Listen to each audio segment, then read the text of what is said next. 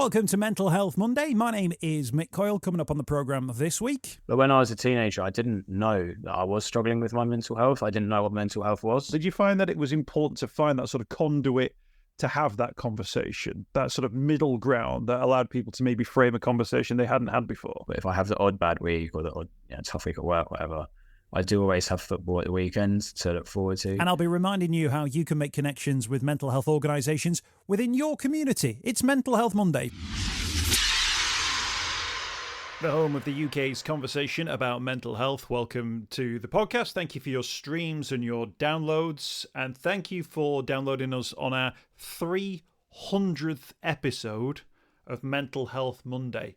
300 conversations, although there have been many, many more, over many, many years, which have got us to this point. So thank you for downloading us. It's a monumental moment. Hasn't quite sunk in that we've got this far, but 300 episodes of the podcast, and we've got plenty of fantastic plans to really put a line in the sand once again about the work we do here at Mental Health Monday in the coming weeks and the coming months. So stay tuned for that. In the meantime, we're going to do what we always do, and that's have conversations about mental health, normalise mental health, and have conversations which shed light on an issue, which open up a conversation, which destigmatise a conversation, that smash taboos. Let's keep doing that. And let's keep it going here at Mental Health Monday. As ever, thank you for subscribing to the podcast. Thank you for everyone who's liking our social media posts and sharing our social media posts as well.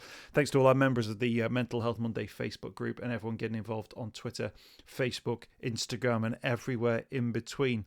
Our guest today is an author of a new book. Now, Johnnie Lowery has written a book called Match Fit, and it's looking at an exploration, if you like, of mental health within football. Now, I'm pleased to say that the book is out today, available in all good bookshops. So I'll put a link to it on the podcast notes so people can check it out.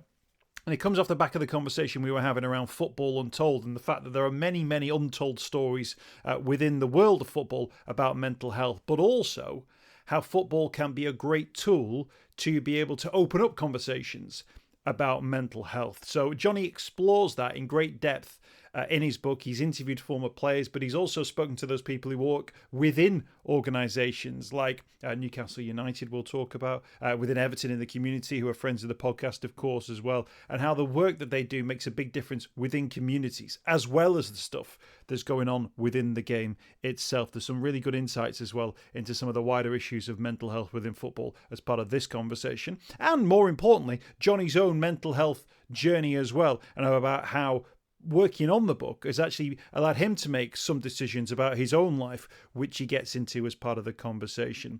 Johnnie Lowery is his name. Match Fit is the book. It is out today. You can check it out online. And I asked Johnnie about why he wanted to tackle this as an issue, particularly framed within football. Yeah, so there's a lot to Match Fit. 13 different chapters. It talks about players at the top level, the pressures on them, managers, all the way through to me and you, really, football fans, how football can affect our mental health, how you can use football to benefit your mental health.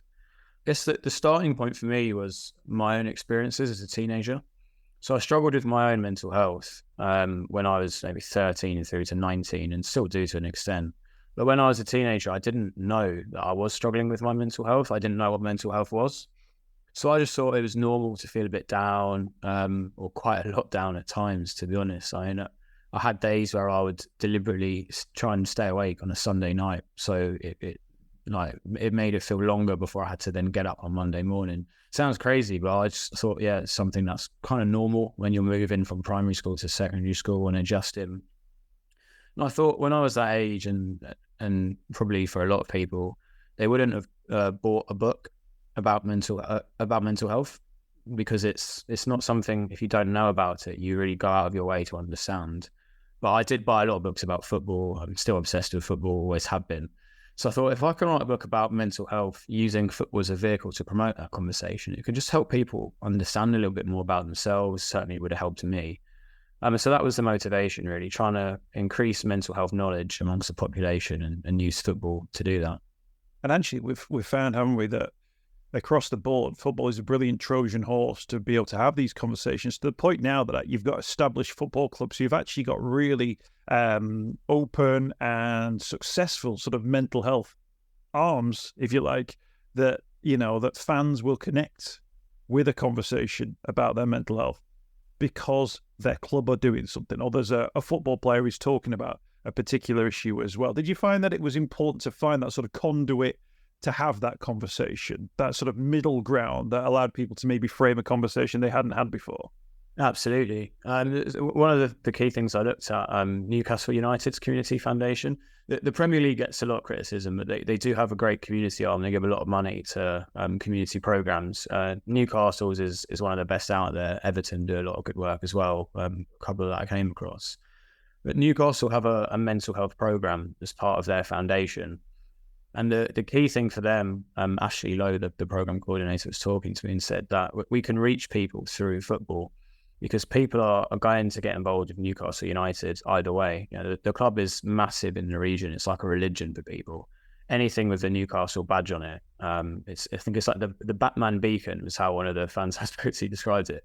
At Newcastle United, it will attract people. And then once you've drawn people in, you've got the mental health angle of it. You can keep them in with the football. So they had a talking group that was held at St James's Park, for example. I think that's great. People will go along initially just because, this is cool. It's at the stadium. Maybe you could sneak a look around, things like that.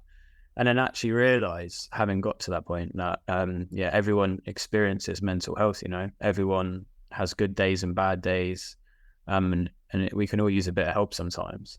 So I think that's great, and programs like that, fantastic, and really do make the most of that starting point for a conversation through football. And it's probably the same just between supporters in the pub. One of my main social touch points is going to watch Sutton United every weekend, and I'll go and I'll sit in the pub from 11 o'clock in the morning.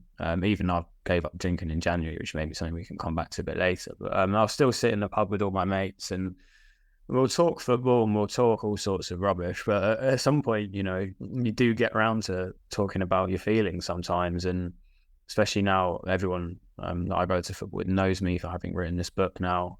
People are comfortable making that, that conversation, and I'm becoming more comfortable speaking to other people. And a few mates that I know through football have reached out and spoken to about their own mental health, which is nice. And it does go to show that football can help create these conversations, even though it's not typically thought of as being closely linked with mental health at all.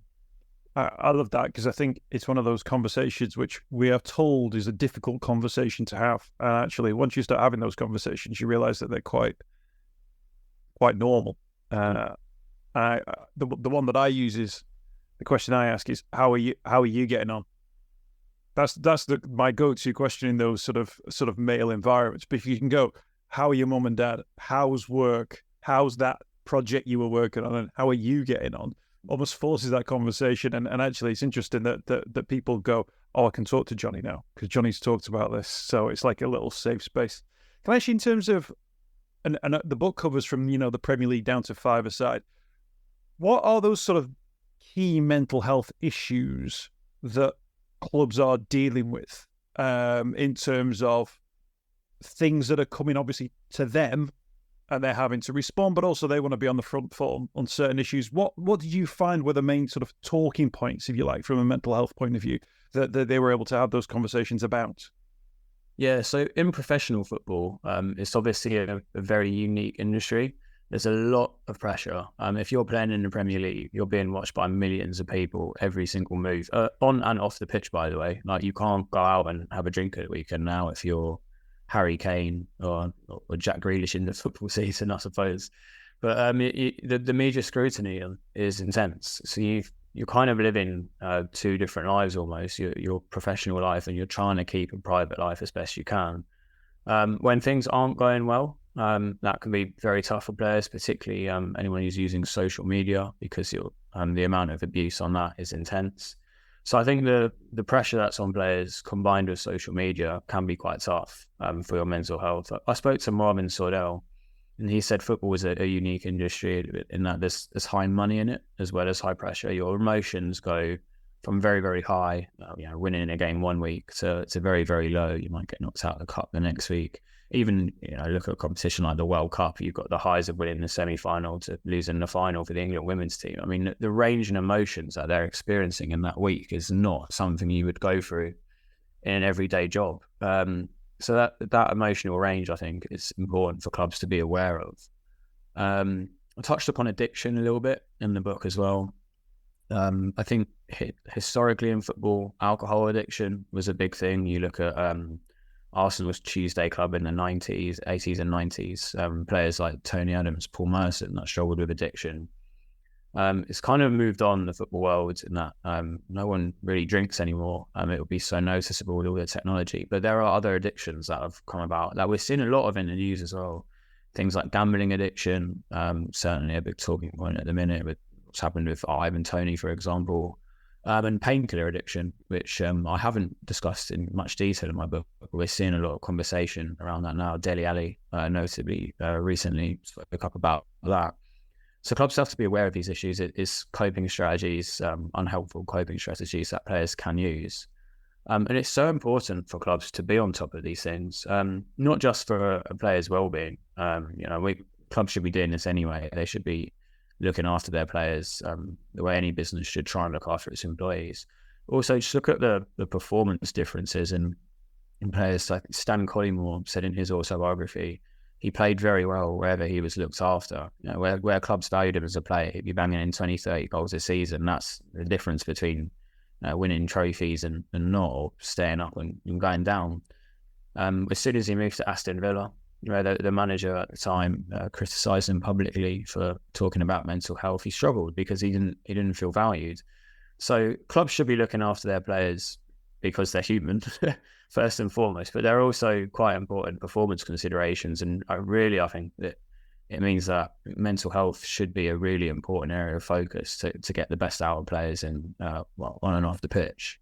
When we did the Football Untold series, the podcast series that's available now, looking at the dark side of the beautiful game, it was actually speaking to players who suffered with gambling addiction. It was interesting to hear from them that there was still a very mixed sense of whether or not those sorts of conversations are open and encouraged, or if they're still brushed to one side or not given the correct priorities based on players who said that they spoke about their mental health publicly and they were punished as a result, versus players who would go, I've got a particular addiction, and the manager would go, okay, I appreciate that, let's make sure you're not sitting anywhere near the card school on the bus or hotel rooming with players who are in that. And it struck me that we're at this sort of balance point now that some clubs appear to be getting it right, whereas other clubs or other experiences or individuals within clubs still don't see the benefits. And I'm sure you've explored as part of the book, the benefits of getting it right are huge. Like, it makes a huge difference to a player's performance, their longevity, their career, their commitment to the club as well, if you look after their physical health as well as their mental health. Yeah, and I think the culture, it varies within clubs. Some clubs are certainly on top of it. I spoke to the Accrington manager, John Coleman, and they've got a fantastic sub. And the things that he's done there in terms of on the pitch achievements, and he's taken from the 8th tier of English football to League One until last season. I mean, that kind of shows for itself how important that mental health focus is, really, doesn't it? So yeah, the culture is changing as well, I think. As the younger generation comes through, as players that are playing now are being brought up in an environment where mental health is more important. A lot of them will pay to see psychologists off their own back. It's starting to come into to clubs as well. In 20 years' time, the current generation of players will be managers. And then you start to get rid of these old school attitudes that will still exist in some parts of the game. So football, I think, will make progress and will get better. With regards to mental health, as it realizes, like you say, the importance to performances as well as to people from doing so. The book Match Fit explores sort of a whole range of clubs, as we mentioned, from Premier League down to five-a-side. You mentioned there the high money and the high pressure. As you drop down to those lower leagues and the fringes of the non-league game, there's a very different thing there, isn't there? There's a lot about survival, insecurity around contracts and things. What were those sort of stories that you were hearing at that level around mental health within the game? Yeah, so one really interesting one was I looked at Bury FC when they went. I suppose they got kicked out of the Football League. The club's back now, obviously, but the players at the time, they were faced with a situation where they weren't being paid.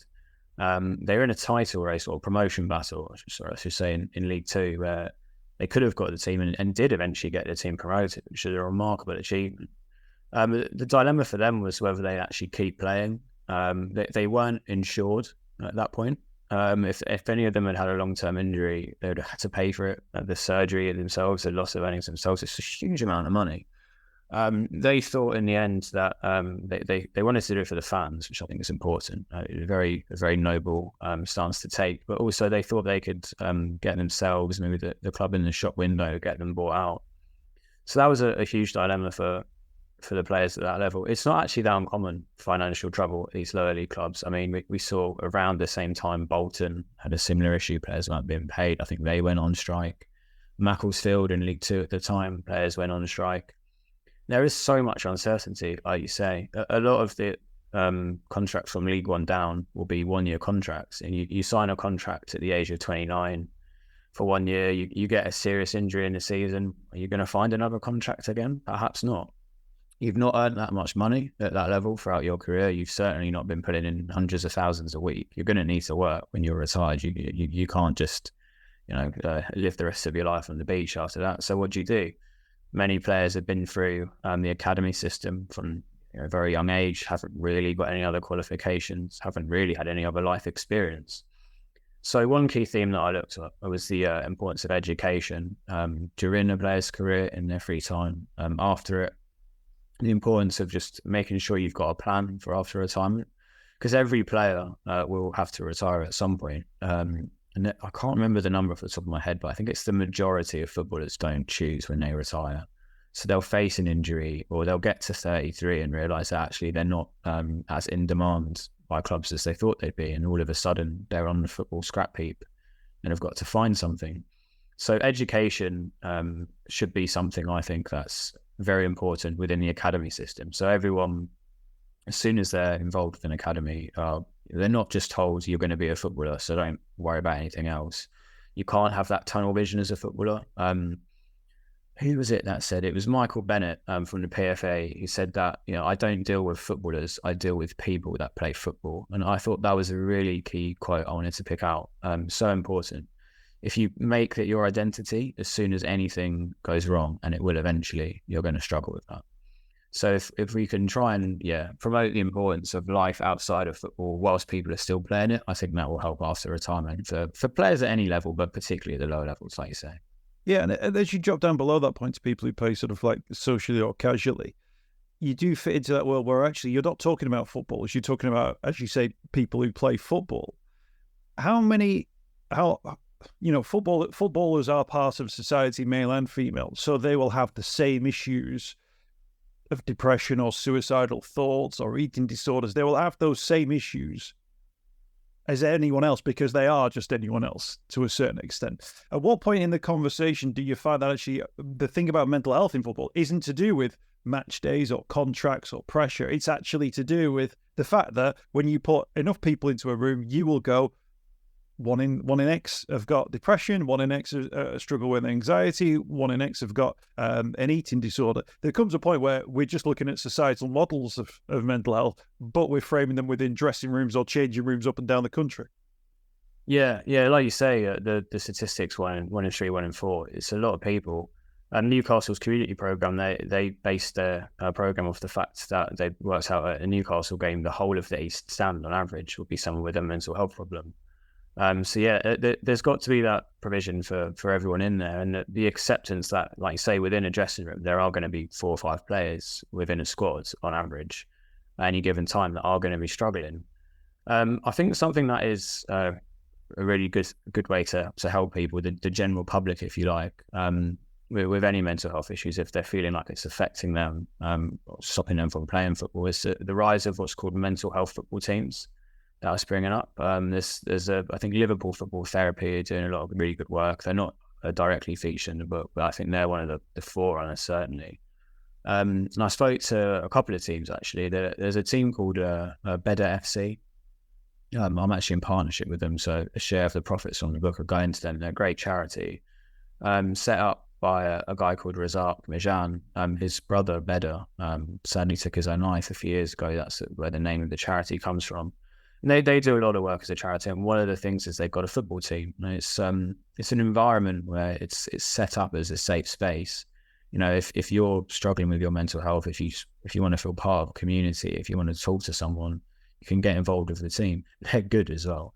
I went to watch them play. They have something like 5 ex-Premier League players playing for them. So if you want to play with some good players, that's the place to go. As well as being a safe space for everyone to talk. And there was an all-women's team as well. Brunsmere Awareness up in Sheffield. Completely non-ability based. Anyone who wanted to play could turn up and just feel confident that the social environment was set the right way. So there are ways that football is catering for absolutely everyone, which I think is really important. For me, that's football at its best, because it cuts out all of the nonsense about transfers and who's won what and whether the manager should have played that player in that position, all that. And it just cuts to people love the game and being involved in that game with the community spirit, the sense of feeling involved, the teamwork that comes with it. That's pure. That's the purest form of the game, if you like, which is why I feel like we should really encourage those. Colin and the Liverpool Football Therapy guys, absolutely fantastic, because they completely, understand that. And then if they want to go and play in the tournament, they can do, knowing that even if they didn't play in the tournament, they'd still have this safe space. But it turns out, as you found out with Better as well, that when you do that, you actually create something where people then want to work together. That teamwork then breeds an element of success that then means people go, oh, actually, yeah, there is a different way of doing things. It's not just ranting and raving from the sidelines. It's teamwork, it's compassion, it's looking out for, your mate and working together. I think that's absolutely fantastic. Has it changed the way that you feel about football? Me personally, stepped away from the sort of the top level Premier League. Who's the greatest team in the world? Is it Southampton or is it Norwich? Well, I don't really care. It doesn't really matter. But you sort of sold the game in that particular way each and every week through the TV networks. I've moved towards non-league football now because I find there's sometimes it don't even matter if you can't remember who you're playing or what the score is. It's about that camaraderie. It's enjoying the moment. It's about creating that sort of community space, that sense that you're part of, something a little bit bigger with, hundreds, potentially thousands of fans.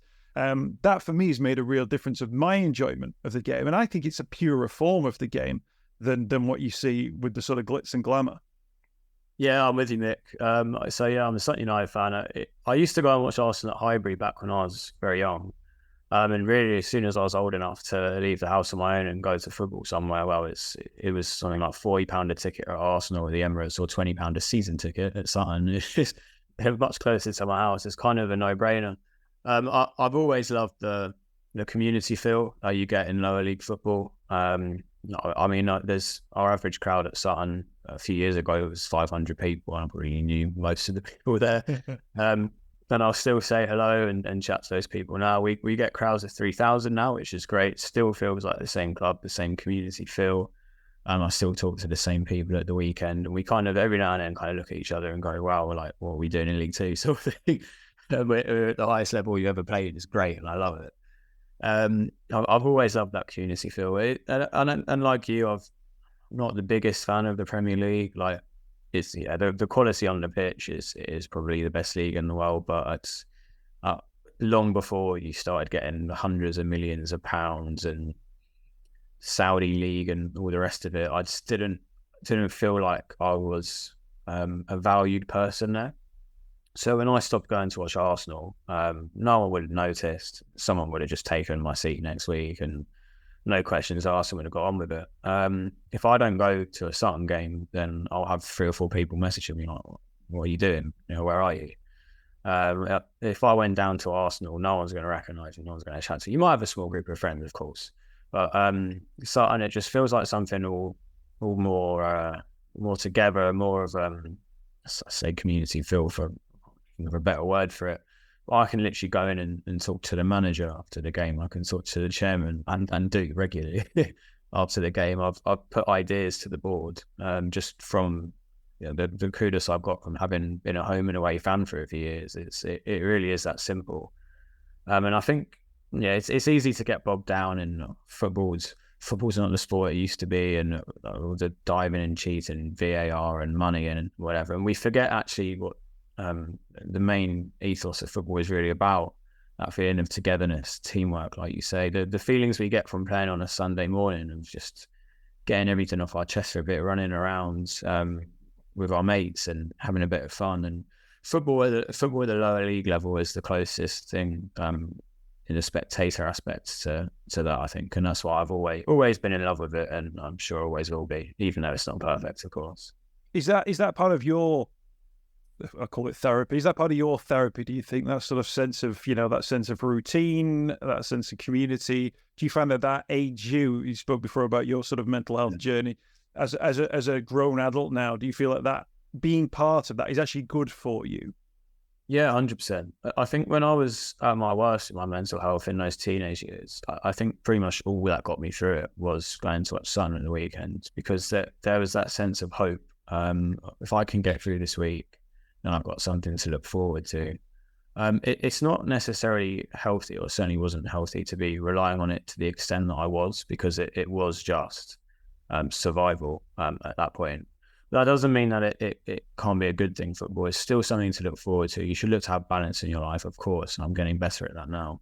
But I know that if I have the odd bad week, and not just every single week being awful, but if I have the odd bad week or the odd tough week at work, whatever, I do always have football at the weekend to look forward to. It does help me get everything off my chest as well. Anyone that's seen me at the football, I'm not someone to sit there and quietly clap. I'll be behind the goal. I'll be shouting at the players. I'll be shouting at the ref. I'll be shouting at the opposition fans for 90 minutes. And then I'll go back to being kind of like civilized me for the rest of my life. And yeah, the community feel. I can have weeks. I work from home most of the time. And it's weird because you don't really see anyone. You see your flatmates. I actually play football every Wednesday, so that's another main thing where I know I'm going to see all my mates every week. And then football at the weekend on Saturday, I'll go and see people, catch up with people. And I don't have to make any effort to do that, because I know that every Saturday everyone's going to be at the game. I put a message on the group chat. It's always which pub we go into, and the answer is always the Crown at 11 o'clock. Never changes. Well, yeah, but you've still got to ask every week, haven't you? But you stopped drinking in January. I've noticed a lot of people are starting to do this now. What was your mindset around that? Yeah, it's interesting. The chapter on addiction for this book, for Matchfit, I read the autobiographies. People like Tony Adams in particular was interesting, because it was like reading something I'd written. He would go on drinking binges, or without the football quality, obviously, it was something I'd written, but he would go on drinking binges for days at a time, drink 20, 30 pints, get absolutely blackout drunk, regret everything, and then stop drinking for a month. But then to kind of just convince himself that he didn't need drink, to convince himself that he wasn't an alcoholic, and then would do it all again. And I, like, my drinking habits always have been kind of all or nothing. Like, if I drink, I don't have control over it at all, basically. Once I've had one or 2 pints, that's it. It's, the night will end when there is nowhere I can get alcohol, or everyone else has gone home and I haven't found anyone else to speak to. So I really struggled. I was in denial for years, really. I'd be drinking to mask my own insecurities, quite bad anxiety, so I'd try and drink for social confidence, but then I'd always go too far, and I just embarrass myself and wake up the next morning thinking, shit, like, what have I done? Which would only make things worse. I didn't want to avoid people, or didn't want to see people again for a while. I think wait till they've forgotten about how embarrassing I was. And a lot of the time I couldn't even remember what I was like, right? So I'm just assuming that I've done bad things rather than knowing it. And yeah, it just came to a point in January where I'd done it again, the same old story, waking up on a morning, throwing up, feeling terrible, couldn't remember anything. And just thought, actually, yeah, I can't deny it anymore. Like, having read Tony Adams' book and spoken to other people for this book, like, actually, you don't have to be drinking every day to be an alcoholic. And I had no control over my relationship with alcohol whatsoever. Once I'd had the first drink down my throat, it was just, that was it. So I thought, yeah, the only way that I can stop this is to not take that first drink. And yeah, that's what I've done since January. It's gone well so far. No relapses yet. Obviously, it's only been It doesn't feel like 8 months, but there we go. I'm getting there. Getting towards the I think I've adjusted to it pretty well. Like there are still times where I do want a drink, mostly for social anxiety, and I'm still getting over that. I've just arranged a course of counselling at some point, so that will hopefully help. But yeah, the lads at football are all great. So we'll go down the Crown at 11. Everyone knows I'm not drinking. Quite a few mates actually said, "No, I'm proud of you. Like this can't be easy for you. You're in an environment." I have been in an environment all my life where drinking is quite common in football. And I still enjoy all the things about football that I did, but having given up drink, it's been liberating, not having to wake up on a Sunday morning, a Saturday morning, whatever it is, and feel, literally panic basically, and potentially life-saving in the long run, because I was not in a good way at times. I think it's fair to say. Sounds like you've taken some huge steps and you've made some important decisions there. Very interestingly, you made those decisions based on the research you did on the book. Yeah. So actually, if you hadn't read Tony Adams' story, if you hadn't heard those other stories, you may not have flagged at that point, oh, actually, there's something going on here. So in many ways, although many people will benefit from reading this book and it might help them, I kind of get the sense that it's already done its job, because it's worked for you. It's done something for you. Absolutely. I said in the introduction, if completely unironically, that if it helps one person, it's done its job. I wrote this introduction before January, and it has, just the process of researching and writing it has helped me. I mean, massively. Just the general process of writing as well. I find it so therapeutic. It's such a distraction for me. So it's always going to be to the benefit of my mental health. But for something so significant for me, and really, it was something I had to do at some point. I couldn't have gone on the way I was without going into too much detail. So it's tipped me over the edge. It's helped me take that important step. So listen, even if it doesn't sell well at all and it doesn't reach as many people as I wanted it to, it's helped me. And I think it's absolutely life changing for me. The change that it's been. No, fantastic. Well, congratulations on the book. Match Fit is available now by Johnnie Lowery. Available, I'll say, in all good bookshops. I'm sure some ropey ones will have it too, but we'll put a link to it on the podcast notes so people can check it out. It's out today, and I'm sure it'd be a fascinating insight into the world of football. Match Fit, an exploration of mental health in football. Author Johnnie Lowery, thank you so much for your time today. Cheers, thank you very much for having me on, Mick. I hope you've enjoyed this week's podcast. Thanks for checking out Mental Health Monday. My name is Mick Coyle. You can find me on Twitter at Mr. Mick Coyle. You can also find me, Mick Coyle, on Facebook as well. Don't forget, if you want to speak to somebody about your mental health, you can do so. The Samaritans, free to call on 116 123. You can find mental health services where you are. Just look for the Hub of Hope. Type in your postcode. It'll find those mental health services close to you. And for support in a crisis, you can text SHOUT to 85258. That's if you're experiencing a personal crisis, you're unable to cope and need support. Shout to 85258. That's a text line. Do get involved in those services. In an absolute emergency, always remember the number to call is 999. Thanks for downloading the podcast this week. We'll be back next week with more Mental Health Monday.